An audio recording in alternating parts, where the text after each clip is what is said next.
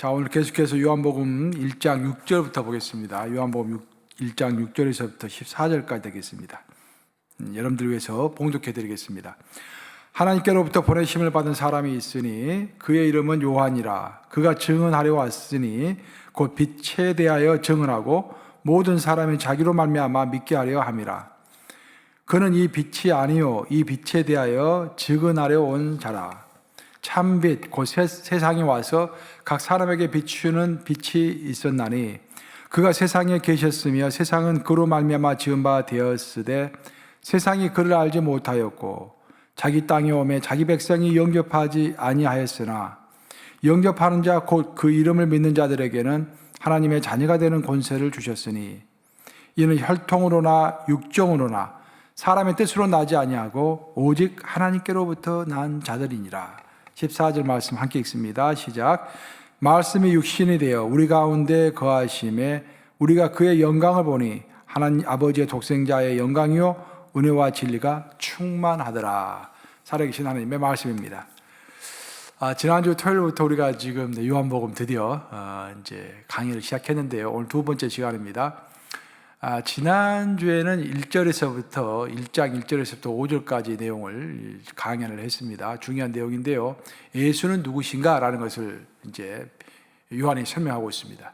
요한에 따르면 예수님은 말씀이라고 했습니다. 말씀의 뜻은 말씀은 소리가 아니라 뜻이다. 그런 말이죠. 예수님은 뜻을 가지고 계시는 분이시다. 소리가 아니라 말씀이다. 그 말씀은 뜻이다. 그런 뜻이고요. 또 말씀은 원리다라고 그렇게 했죠. 예수님은 뜻을 가지고 원리를 가지고 이 세상을 움직이시는 분이시다. 또 예수님은 생명이다. 즉 생명은 목숨이라는 말과 대조가 되죠. 목숨이라는 것은 내 코끝에 있는 호흡, 즉 있다가도 없어지고 없어지면 죽는 것이죠. 하지만 생명은 영원한 것, 영원한 생명을 이야기하죠. 그래서 우리는 우리의 목숨이, 우리의 일시적인 목숨이 영원한 생명에 접붙일 때, 그 안으로 들어갈 때 우리가 예수의 영원한 생명을 받게 된다라는 식으로 요한은 구원을 설명합니다. 또한 예수는 빛이다라고 했죠. 빛은 계시다. 그러니까 숨겨져 있는 것을 알려주는 것이다. 또 빛은 안내고 인도이다. 즉 예수님이 우리의 인생을 인도하신다라는 뜻이라고 그랬죠. 또 무엇보다도 예수님은 온 우주를 창조하신 만물의 창조주시다라는 설명을 했습니다. 이렇게 요한은 예수를 온 우주의 창조주시다라고 설명했는데 그 예수가 오늘 보면 6절에서부터 14절까지 내용은 핵심적인 내용은 그 예수가 우리의 육신을 입고서 성육신을 했다고 그랬죠. 성육신해서 이 땅에 자기가 창조한 세상으로 들어왔다 그런 말을 하고 있습니다. 상당히 중요한 말씀이죠. 그러니까 예수님은 온 만물을 창조하셨는데 우리 인간과 똑같은 육신을 입고서 아기 예수가 되어가지고 자기가 만든 이 땅으로 내려오셨다라는 그런 이야기십니다.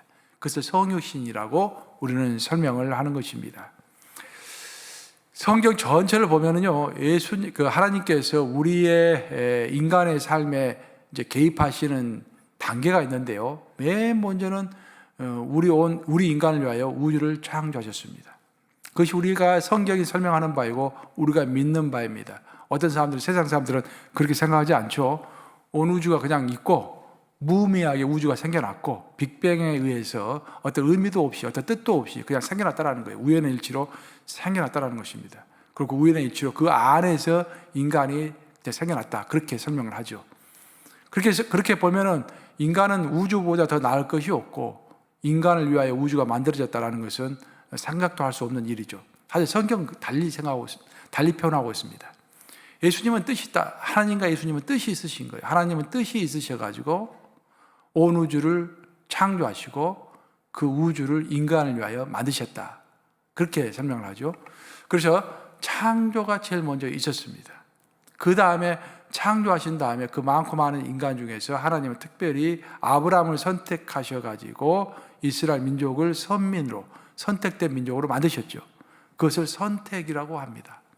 그러다가 시간이 지나자 하나님께서는 직접 독생자 예수를 이 땅에 보내셨습니다. 다시 설명하면 창조가 선택으로 이어졌고 선택이 성육신으로 이어진 것입니다. 이것이 성경의 큰 틀입니다, 여러분. 그러고 보면은 성경의 역사 또 온 우주의 역사는 창조로부터 시작했지만 예수라는 한 인간으로 딱 압축이 되는 것입니다. 거대한 한 우주가 한 인간으로 딱 압축이 되는 거예요. 이게 성경의 역사입니다. 그런데 여기서 중요한 것은 하나님께서 우리 인간에 개입하시는 방식이 항상 이런 식이다라는 것입니다. 처음에는 우주를 지으셨어요. 만물을 지으셨어요. 왜 이게 우주가 생겨났나? 우리 잘 알 수가 없습니다. 굉장히 거대하고 굉장히 희미합니다. 그렇지만 아브라함 때 와가지고 아브라함을 선택함으로 인해서 하나님의 뜻이 좀 더 명확하게 보입니다. 하나님께서는 아브라함에게 땅과 민족을 주어가지고 선택된 민족을 만드시겠구나라는 것들을 우리가 알 수가 있습니다. 하지만 세월이 지나면서 드디어 아기 예수가 이 땅에 탄생함으로 인해서 하나님의 목적은 아기 예수를 이 땅에 탄생시키는 것, 예수를 이 땅에 보내시는 것, 그래서 많은 사람들을 구원하는 것, 그것이 하나님의 목적이구나라고 하나님의 목적을 정확하게 알 수가 있는 것입니다. 여기에는 두 가지 요소가 있죠. 첫째는 시간이라는 요소가 있습니다. 창조로부터 예수가 태어날 때까지는 수많은 시간이 있었습니다. 굉장히 긴 시간이 있었습니다. 이것처럼 하나님의 뜻이 우리의 인생에서 드러나기 위해서는 시간이 필요한 것입니다. 어떨 때 우리는 왜 내 인생에서 이런 일이 벌어지는가? 왜 내 인생에서 지금 현재 이런 사건이 진행되고 있는가? 알기가 힘들 때가 있습니다. 왜냐하면 하나님의 뜻이 처음 시작할 때는 희미하게 보이기 때문입니다. 하지만 시간이 지나면서 점점 그 시간이 압축이 되면서 하나님이 나를 향하신 뜻이 무엇이구나라고 우리가 나중에 알 수가 있게 되는 것입니다. 그래서 신앙은 항상 시간이 필요합니다. 시간이 필요해요. 시간이 지나면서 하나님의 뜻을 조금씩 알아가게 되는 것입니다. 그리고 그 하나님의 뜻을 조금씩 알아가면서 우리가 기도를 하는 거예요. 그리고 보면은 하나님의 뜻이 또 이제 밝혀지는 과정은 그 프로세스, 그 과정이 있다라는 것이죠. 그러니까 하나님의 뜻이 갑자기 우리에게 밝혀지는 것이 아니라 처음에 희미하고 크게 하나님의 뜻이 나타났다가 그것이 어떤 시간의 과정을 통하여서 나중에 명확하게 아주 우리가 직접적으로 알 수 있게 모든 것을 이해하게 되는 것이죠. 그처럼 하나님의 뜻이라는 것은 우리를 향한 하나님의 뜻, 하나님의 섭리라는 것은 일순간에 금방 알 수 있는 것이 아니라 처음에는 크고 희미하게 나타나지만 점점 시간이 지나면서 명확해진다라는 것을 요한은 요한복음 전체를 통해서 우리에게 설명을 하고 있습니다. 자, 이런 내용들을 여러분들이 머리에 넣으시고 6절, 7절 보겠습니다. 6절, 7절 보시면은 하나님께로부터 보내심을 받은 사람이 있으니 그의 이름은 요한이라. 그가 증언하려 왔으니 곧 빛에 대하여 증언하고 모든 사람이 자기로 말미암아 믿게 하려 함이라. 자, 여기서 요한의 이야기가 나오고 있습니다. 요한의 목적은 증언하러 왔다라고 되어 있습니다. 그 제일 밑에 보시면은 모든 사람이 자기로 말미암아 믿게라는 말에 박스를 치시기 바랍니다. 박스가 지금 빠졌는데요. 믿게 하려 함이라. 이렇게 믿게라는 말에 박스 치시면 됩니다. 그의 이름이 요한이라. 그가 증언하러 왔으니 곧 빛에 대하여 증언하고 모든 사람이 자기로 말미암아 믿게 하려 함이라라고 되어 있습니다. 요한의 목적은 증언하러 왔다라는 것입니다. 이 땅에 증언하러 왔어요. 그러면 우리의 목적은 뭡니까? 우리의 목적도 요한과 똑같습니다. 우리가 이 땅에서 살아가는 이유는 두 가지라고 사도 바울은 이야기했습니다. 첫째는 믿지 않는 자들에게 믿게 하는 것, 두 번째는 믿는 자들을 더 잘 믿게 하는 것. 그것을 위해서 사도 바울은 자기가 죽는 것이 자기에게 유익하나, 죽으면 천국에 가기 때문에 죽는 것이 나에게 유익하나 내가 죽지 않고 이 땅에 살아있는 이유라고 했습니다. 마찬가지로 우리 또한 요한의 목적이 우리의 목적입니다. 이제 사도 바울의 목적이 우리의 목적입니다. 그 세례 요한의 목적도 마찬가지였습니다. 이 땅에 살아가면서 예수를 증언하고 그 예수를 사람들 하여금 믿게 하는 것이 요한의 목적이었다라는 것입니다. 그러면은 우리가 예수를 증언할 때 어떻게 증언해야 하는 것인가? 그걸 내가 잠시 이야기 드리고 싶어요. 예수를 증언할 때 두 가지입니다. 우리 항상 믿지 않는 자들에게 예수를 증언할 때는 첫째, 내가 어떻게 예수를 믿게 되었는가? 그게 중요하죠. 근데 그것보다 훨씬 더 중요한 것이 있습니다. 내가 예수를 믿었다라는 사실이 중요한 것이 아니라 예수를 믿게 됨으로 인해서 내가 어떻게 변화가 되었는가라는 것이 중요한 것입니다. 예수를 믿기 전에는 내 인생의 목적이 세상에서 출세하는 것이었는데 내가 예수를 믿게 된 다음부터는 영원한 천국에 관한 소망을 갖게 되었고 예수를 더 깊게 알게 되는 것이 내 인생의 목적으로 바뀌었다. 그 전에는 내가 존경받고 내가 영광받는 것이 나의 목적이었는데, 내 인생의 목적이었는데, 이제부터는 예수를 영광스럽게 해드리는 것이 나의 목적으로 바뀌었다라는 그 변화가 중요한 것입니다. 우리 신앙생활이 한마디로 요약하면 변화라고 할 수 있습니다. 믿기 전과 믿은 후가 분명한 뚜렷한 변화가 있어야죠. 내가 예수님을 믿는다고 분명히 입으로 고백했음에도 불구하고 내 삶에 전혀 변화가 없다고 한다면 내가 정말 믿고 있는지 그 한번 점검해 볼 만한 일입니다. 내가 착각하고 있을 수도 있어요. 내가 예수님을 믿지 않고 있어도 믿는다고 착각할 수가 있습니다. 내가 예수를 믿는다는 증거가 무엇인가? 몇 가지가 있을 수 있겠지만 가장 중요한 것 중에 하나가 내가 변화되었다라는 것입니다. 여러분 정말 변화되었습니까? 여러분이 과거와 현재를 비교해 볼 때 변화되었습니까? 우리 하나님은 성경을 보면 우리 창세기에서 쭉 살펴봤잖아요. 하나님은 자꾸 우리를 시험하시는 하나님이십니다. 진짜로 내가 변화되었는지를 시험해 보시는 거예요. 하나님은 아브라함을 몇 번 시험해 봤습니다. 우리가 그 내용을 다 공부했죠. 마지막 시험은 아들 이삭을 번제로 바치라는 그런 시험이었습니다. 왜 하나님은 우리를 시험하십니까? 하나님 우리를 시험하시는 이유는 우리가 정말 변화됐는지 알고 싶으신 거예요. 내 마음이 정말로 변화됐는지, 내 마음에 무엇이 있는지 알고 싶으셔가지고 시험하시는 것입니다. 반면에 사탄은 유혹하죠. 우리를 넘어지게 하기 위해 유혹합니다. 하지만 하나님은 우리를 넘어지게 하는 것이 목적이 아니라 내 마음이 정말 변화됐는지 그것을 알기 위하여 자꾸 시험하시는 것입니다. 여러분이 그것을 통과하지 못하면 계속해서 그 시험은 여러분이 죽을 때까지 똑같은 시험이 반복될 것입니다. 물론 그 형태는 다른 형태이지만 여러분이 정말 변화가 되었는지 변화되지 않았는지 계속 하나님은 시험해 보시는 것입니다.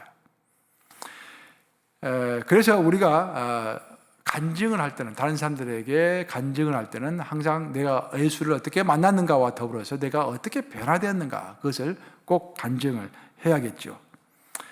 또한 증언의 목적은 방금 우리가 본문에서 본 것처럼 믿게 하는 것입니다. 예수님을 믿게 하는 것. 근데 어떤 사람들은 간증을 할 때 그 간증의 목적은 예수를 믿게 하는 것인데 그 간증을 통해서 나만 드러나는 사람이 있어요. 어떤 사람은 간증을 듣고 나면 끝나고 나면 야, 저 사람은 하나님을 특별히 사랑하는 사람이구나. 야, 나도 저렇게 좀 출세했으면 좋겠다. 잘 됐으면 좋겠다라고 끝나버려요. 예수가 크게 드러나질 않습니다. 그런 간증들이 참 많습니다. 굉장히 위험한 간증이라고 할 수가 있겠습니다. 간증이라는 것은 예수를 간증했다라는 것은 예수님이 주인공으로 드러나야죠. 내가 간증하는 사람이 주인공으로 드러나면 참 곤란하죠. 그리고 우리는 항상 기억해야 돼요. 예수는 빛이고 나는 그 빛의 반사체일 뿐이다 라는 것을 항상 기억해야 합니다. 세례 요한이 그런 면에 있어서 아주 뛰어났습니다. 자기를 절대 드러내지 않았죠. 오직 예수가 흥하고 나는 쇠하리라. 예수는 흥하고 나는 쇠하리라 라는 식으로 자기를 철저히 낮추고 자기를 철저히 감췄죠. 예수를 드러나게 하기 위하여. 결론을 이야기하면 세례 요한이 온 이유는 예수를 증언하기 위하며 그 예수의 증언을 통하여서 많은 사람들이 예수를 믿게 하려 함이었다. 그렇기 때문에 세례 요한은 철저하게 자신이 주인공이 되지 아니하고 자신의 겸손함을 통해서 예수님이 주인공이 되도록 했다라는 사실이 참 중요할 줄로 믿습니다. 자, 그 다음 9절과 10절 보겠습니다. 9절과 10절 보시면은 참 빛 곧 세상에 와서 각 사람에게 비추는 빛이 있었나니 그가 세상에 계셨으며 세상은 그로 말미암아 지은 바 되었으되 세상이 그를 알지 못하였고라고 했습니다. 자, 예수님이 육신을 입고 이 땅에 오셨다라는 거예요. 그런데 이 세상 사람들이 예수님으로 인하여서 창조되었음에도 불구하고 자기를 창조하신 예수님을 알지 못했다, 그런 이야기입니다. 여기서 알지라는 단어가 굉장히 중요합니다. 요한은 구원을 설명할 때 안다, 거한다라는 단어를 사용하고 있습니다. 반면에 반면에 사도 바울은 구원을 설명할 때 믿는다라는 단어를 설명하죠. 믿고 안다. 믿는다라는 줄을 이제 믿고 시인한다라는 단어를 사용합니다. 약간 사용이 달라요. 요한이 설명하는 구원과 바울이 설명하는 구원은 결국 결과는 똑같은데 그 설명하는 그 방법은 약간 다릅니다. 특별히 요한은 안다라는 단어를 굉장히 많이 사용합니다. 이제 요한복음 쭉 우리 같이 살펴볼 건데요. 요한복음 전체를 통해서 또 요한 1, 2, 3서를 통해서요. 안다라는 단어를 많이 사용하고 있습니다. 그럼 안다라는 말이 무엇인가? 여기서 안다라는 요한이 사용하는 안다라는 것은요. 머리로 지식으로 안다라는 것이 아니라 내가 체험적으로 경험적으로 또 관계적으로 아는 것을 이야기하는 것입니다. 남편이 아내를 아는 것처럼 또 사람과 사람이 친구와 친구가 깊게 서로를 아는 것처럼 오래된 친구가 서로 깊게 아는 것처럼 예수와 내가 안다라는 그런 표현을 쓰고 있습니다. 우리가 예수를 그렇게 깊게 알아갈 때 바로 거기에 구원이 있다는 거예요. 사도 바울은 마음으로 믿고 입으로 시인하는 것이 구원의 길이라고 설명한 반면에 요한은 오랜 시간을 두고서 예수를 알아가는 것, 관계적으로 알아가는 것, 깊게 정말 오랜 친구처럼 알아가는 것, 예수를 깊게 알아갈 때, 인격적으로 알아갈 때 거기에 구원이 있다라는 설명을 하고 있습니다. 결국 결과는 예수를 구세주로 영접하는 것인데 그 과정은 약간 다른 것입니다. 그래서 요한에 따르면 우리가 예수를 온전히 알아갈 때, 그냥 아는 것이 아니라 온전히 100% 점점 깊게 알아갈 때 예수를 온전히 신뢰하게 되고 구원의 주인 되신 예수님을 신뢰할 때, 예수님이 내 친구가 될 때, 완전한 나의 동행자가 될 때, 그때 우리는 구원을 확증할 수 있다라는 식으로 요한은 구원을 설명하는 것입니다. 자, 14절 보겠습니다. 말씀이 육신이 되어 우리 가운데 거하심에 우리가 그의 영광을 보니 아버지 독생자의 영광이요 은혜와 진리가 충만하더라 라고 되어 있습니다. 자, 거하다라는 단어가 드디어 나왔습니다. 요한은 구원을 설명할 때 알다라는 단어와 거하다라는 단어를 많이 사용한다고 했죠. 제가 여기는 거하다라는 단어를 사용하고 있습니다. 거하다라는 말의 이제 원어적인 뜻의 의미는 뭐냐면은 텐트를 친다라는 거예요. 이제 구약 시대 사람들, 특히 이스라엘 사람들은 이제 유목민들이 많았기 때문에 유목을 하는 사람들이 많았기 때문에 들판에서 텐트를 치죠. 텐트를 치고 거기서 잠을 잡니다. 이제. 근데 그 텐트를 친다라는 거예요. 예수님이 우리 안에 내 영혼 안으로 들어오셔서 내 마음속으로 들어오셔서 거기서 텐트를 친다라는 거예요. 거한다. 그 말을 거한다라는 거예요. 아예 텐트를 치고 눌러 앉는다. 그런 말이에요. 그리고 예수님께서 내 안으로 들어오셔서 텐트를 치고 눌러 앉았을 때 바로 그때 내가 예수로 인하여 구원을 얻게 된다라는 그런 뜻입니다. 그리고 우리가 예수님이 내 안에 들어오셔가지고 텐트를 치고 내 영혼 안으로 들어오셔서 함께 거하실 때 우리가 그때 예수의 영광과 은혜와 진리를 알게 된다 그 말이에요. 우리가 노력해서 아는 것이 아니라 예수께서 우리 안으로 들어오셔서 우리의 영안을 열어주실 때 그때 비로소 제대로 된 예수님의 영광을 보고 예수님의 은혜를 알게 되고 예수님의 진리를 깨닫게 된다는 것입니다. 정말 참 진리는 내 노력으로 이루어지는 것이 아니라 성령의 도우심으로, 성령께서 조명해 주심으로, 빛을 비춰 주심으로 성령께서 쓰신 성경 내용을 제대로 우리가 알 수 있죠. 이 모든 것이 예수님께서 내 안에 거하실 때 가능하다는 것입니다. 성경은 우리의 노력으로 이루어지는 것은 굉장한 한계를 지닌다는 설명을 쭉 하고 있습니다. 성령께서 도와주실 때만이 내가 진리도 깊게 알 수 있고 기도도 깊게 할 수 있고요. 내 시련과 도전도 다 이겨낼 수가 있습니다. 성령께서 도와주셔야 돼요. 성령께서 도와주실 때만이, 성령 충만할 때만이 또 내가 기뻐할 수 있는 것입니다. 근심에서 벗어날 수 있는 것입니다.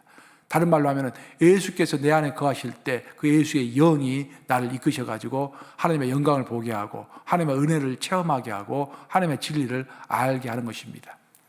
그 여기서 우리가 한 가지 생각해 봐야 할 것은 그럼 예수님께서 내 텐트, 어떻게 하면 내 안에 텐트를 칠 수 있을 것인가? 무엇보다 첫 번째는 예수님을 영접해야겠죠. 내 구세주로, 내 인생의 구세주, 내 인생의 주인으로 모셔드려야겠죠. 즉 내가 예수님을 환영해야 합니다. 내 마음을 활짝 열고 환영해야 합니다. 내 마음의 문을 열어야 하는 거예요. 요한계시록에 나온 것처럼 내가 문 밖에 서서 두드리노니 내 말을 듣고 내 음성을 듣고 문을 열면 내가 그에게로 들어가 그로 더불어 먹고 그로 나로 더불어 먹으리라. 그 말씀처럼 예수님은 우리의 마음의 문을 두드리시는 거예요. 그때 우리는 마음의 문을 열어야 합니다. 두 번째, 내가 마음의 문을 활짝 열었는데 내 안에 아주 물건들이 가득 차 있으면 들어올 틈이 없죠. 그 물건들이 가득 차 있다는 것은 내 세상적인 생각으로 가득 차 있다는 거예요. 여러분 신앙생활 하시면서 그런 것들 느낄 때가 있죠. 어떨 때는 만사가 귀찮을 때가 있죠. 너무 신경 쓸 것이 많아. 이것도 신경 써야 되고 저것도 신경 써야 되고 스케줄이 꽉 차 있어요. 아침부터 저녁까지. 그러면은 내가 내 마음속에 그렇게 스케줄로 세상 스케줄로 꽉 차 있으면은 예수님이 들어올 틈이 없는 거예요. 아침부터 저녁까지 너무 바쁘게 살다 보면은요 예수님 생각을 할 틈이 없습니다. 그래서 우리 크리스천들은 경제적으로 좀 손해를 보더라도 너무 바쁘면 안 돼요. 그것이 성경이 우리에게 가르쳐주는 지혜입니다. 지혜. 그래서 부도 너무 많이 갖는 것도 안 좋고 너무 가난한 것도 안 좋고 우리가 일용할 양식을 얻을 만큼 적당한 그 수입. 아굴이 그렇게 기도를 했죠. 자문에 보면 아굴이 우리 아이가 너무 부하게도 마시고 너무 가난하게도 마시고 그것이 참 성경이 우리에게 주는 지혜입니다. 왜냐하면 우리가 너무 바쁘면 돈을 많이 벌기 위하여 너무 바쁘면 예수님이 우리 마음속으로 들어올 시간이 없는 것입니다. 자, 우리가 마음을 활짝 열었어요. 내 마음 안에가 텅텅 비어 있어요. 그래서 예수께서 들어오시려고 해요. 그런데 막 들어오려고 하는데 그 안에서 악취가 풍깁니다. 오물이 막 그 방 안에 가득 차 있는 거예요. 그럼 들어올 수 있습니까? 그 오물을 다 제거하기 전까지는 온전하게 들어올 수가 없죠.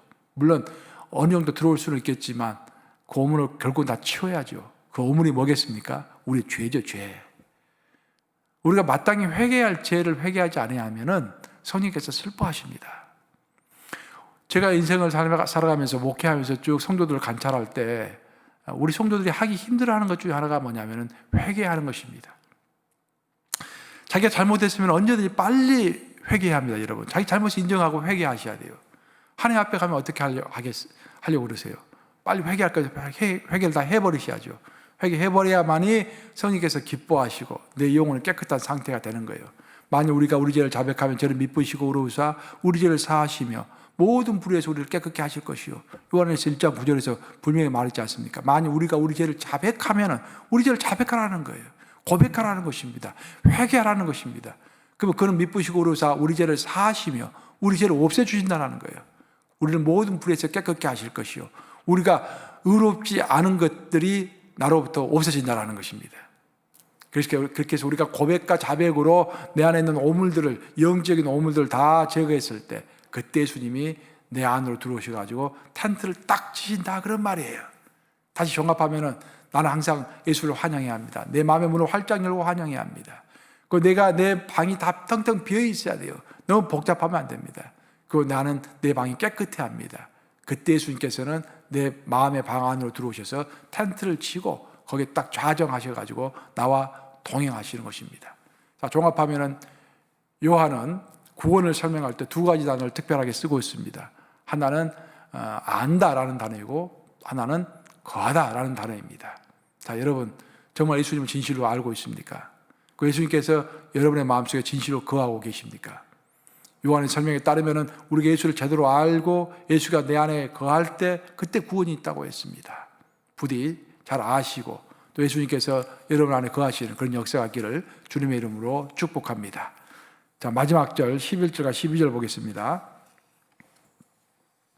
자기 땅에 오매 자기 백성이 영접하지 아니하였으나 영접하는 자 곧 그 이름을 믿는 자들에게는 하나님의 자녀가 되는 권세를 주셨으니. 자, 마지막 구절인데요. 자, 자기 땅에 오매 예수님께서 스스로 만드신 이 지구에 오매 그런 뜻이죠. 아기 예수로 오매 자기 백성. 모든 사람들은 예수님의 백성들이죠. 예수님이 창조하셨으니까 자기 백성이 영접하지 아니하였다라는 것입니다. 영접하지 아니하였다라는 말은 예수님을 말씀으로, 생명으로, 빛으로, 창조주로, 구세주로 영접하지 아니하였다라는 것입니다. 마땅히 받아야 할 대접을 해주지 않았다라는 것이죠. 하지만 영접하는 자, 곧 그 이름을 믿는 자들에게는 그럼 세상 사람들은 예수님을 구세주로 영접하지 아니하지만 영접하는 자, 즉 예수님을 생명이요 말씀이요 빛이요 창조주요 구세주로 영접하는 자는 또 그 이름을 믿는 자들에게는 하나님의 자녀가 되는 권세를 주셨으니라고 했습니다. 권세라는 말이 중요하죠. 권세. 이 권세를 주셨는데 권세 중에서 성경에 나오는 권세 중에서 최고의 권세는 아들이 되는 권세입니다. 하나님의 아들이 되는 권세입니다. 왜 그럴까요? 내가 하나님의 아들이면은 하나님 것을 내가 전부 다 상속받을 수 있죠. 그래서 성경은 상속이라는 말이 자주 나오죠. 그러니까 하나님의 것이 곧 내 것이 되는 거예요. 하나님의 것이 곧 내 것이 되는 것입니다. 예수님의 것이 곧 내 것이 되는 거예요. 성령의 것이 곧 내 것이 되는 것입니다. 왜? 나는 상속자이기 때문에. 왜? 그럼 내가 왜 상속자입니까? 내가 하나님의 아들의 권세를 가지고 있기 때문인 것입니다. 그래서 권세 중에서 최고의 권세는 하나님의 아들이 되는 권세입니다. 놀라운 권세죠. 뭐 이 땅에서도 마찬가지 아닙니까? 백만장자, 억만장자, 그 아들은 아버지의 모든 것을 상속받게 되죠. 그래서 그 아들이 굉장히 귀하게 되는 것이죠. 황태자라고 그러죠. 황태자. 황태자가 중요하죠. 그 아버지의 권세를 다 이어받으니까. 근데 우리는 그 무엇보다도 하나님의 아들이 되는 권세를 가진 자들이다. 그런 말입니다. 그래서 사탄이 제일 싫어하는 것이 하나님의 권세를 가진 자들을 싫어하는 거예요. 그래서 사탄은 우리를 유혹할 때 항상 그렇게 유혹합니다. 거짓말로 유혹할 때 어떻게 유혹하냐면은 너가 정말로 하나님의 아들이냐? 그걸 증명해봐라 라고 이야기합니다. 증명이라는 말이 중요해요. 사탄은 우리에게 자꾸 증명하라고 합니다. 예수님에게도 마찬가지로 똑같이 유혹했어요. 예수님께서 40일 동안 금식하시고 났을 때 사탄이 나타나가지고 예수님을 유혹하는데 너가 정말 하나님의 아들이었거든 저 성전 꼭대기에서 뛰어내려봐라. 이미 하나님의 아들 맞잖아요, 예수님은. 근데 그것을 의심하게 만들려고 너가 정말로 하나님의 아들이었거든 성전 꼭대기에서 뛰어내려라. 그럼 너희 아버지 성부 하나님이 천사를 보내가지고 너를 받아줄 거 아니냐? 땅에 떨어지지 않도록 받아줄 거 아니냐? 라고 유혹한 거예요. 오늘도 똑같습니다. 사탄이 우리를 유혹하는 거예요. 너가 정말 하나님의 아들이라고? 너 정말 하나님의 딸이라고? Really? 그럼 이것 좀 한번 해봐라. 기적을 한번 베풀어봐라. 돌이 떡이 되게 한번 해봐라. 너가 뭐 한번 엄청난 일을 한번 해봐라. 너의 시련을 지금 당하고 있는 시련과 고난을 빨리 극복해봐라. 그런 식으로 자꾸 우리를 추궁하는 거예요. 우리는 그 페이스에 말려 들어가가지고, 내가 좀 하나님의 자녀라면 뭔가 기적이 일어나야 하는데 내 삶에 기적이 일어나지 않네. 내가 좀 하나님의 자녀 아닌가 하고 의심하게 되는 것입니다. 여러분, 우리가 하나님의 자녀라는 것이 어떤 사건으로 인해서 증명되는 것이 아니라 우리가 하나님의 자녀라는 것이 성경 말씀으로 써져 있기 때문에 그것이 그 말씀으로 인하여서 우리의 하나님의 자녀된 권세가 증명이 되는 것입니다.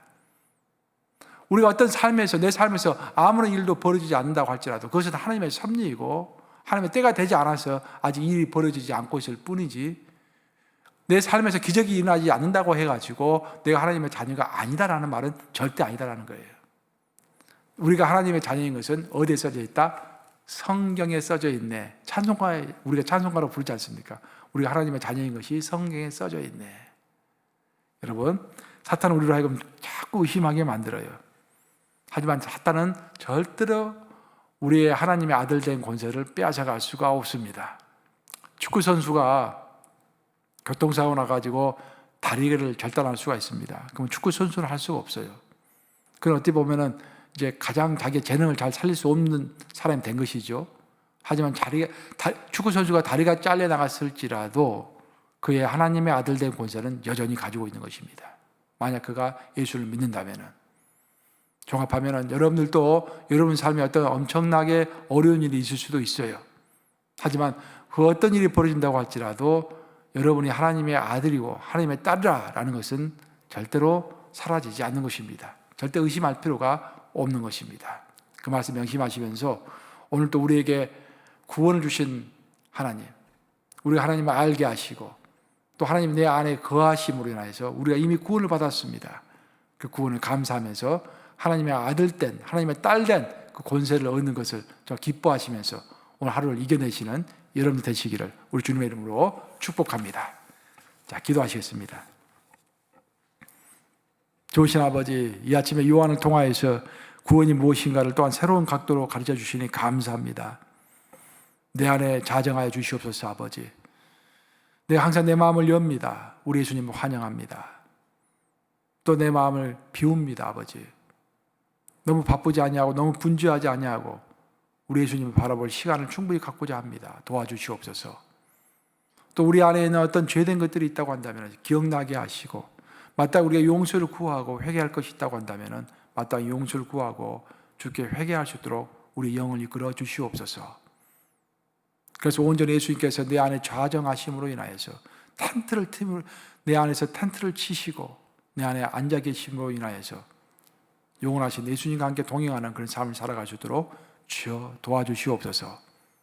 오늘 미국의 중요한 날입니다. 투표를 하는 날인데 아버지, 어떤 소요 상태나 어떤 어려운 일이 없이 정말 이 투표가 진행될 수 있도록 아버지 함께 해주시며, 아버지께서 기뻐하시는 자가 대통령이 될 수 있도록 주께서 길을 열어주시도록 간절히 기도합나이다.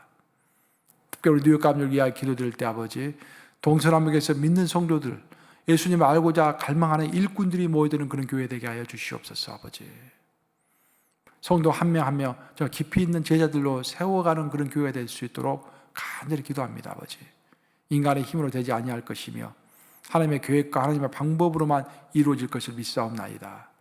우리 가운데 우리 성도들 모두 일꾼 될 수 있도록 아버지 역사를 일으켜 주시고, 또 동서남북에서 성숙한 성도들이 많이 모여서 이 뉴욕 감리교를 통하여서 하나님의 일이 아름답게 펼쳐지는 역사가 있도록 주여 함께하여 주시옵소서. 또한 우리 가운데 아픈 하나님을 위하여 특별히 기도할 때 아버지, 우리 선진의 어른들 기억해 주시고, 그 외에 우리 일반 성도들도 아버지 아픈 성도들을 한 명 한 명 기억해 주시사 그 아픔이 오히려 성숙의 기회가 될 수 있도록 주여 함께하여 주시옵소서. 우리 유정상 권사님의 그 연약한 몸들이 다시 회복되어서 기도하기에 부족함이 없는 기력을 얻게 하시고, 우리 박영근 권사님과 이장석 권사님, 또 박혜숙 권사님 각각의 연약한 것들을 주께서 기억하시사 손얹어 주시며, 우리 김윤희 집사님 몸 안에 있는 모든 암덩어리들은 다 녹아 없어져서 온전한 몸이 되게 하여 주시옵소서. 우리 김선미 자매에게도 하나님을 더 알고자 하는 열망이 심어지기를 간절히 소원하오며 예수 그리스도를 받들어 기도합니다. 아멘.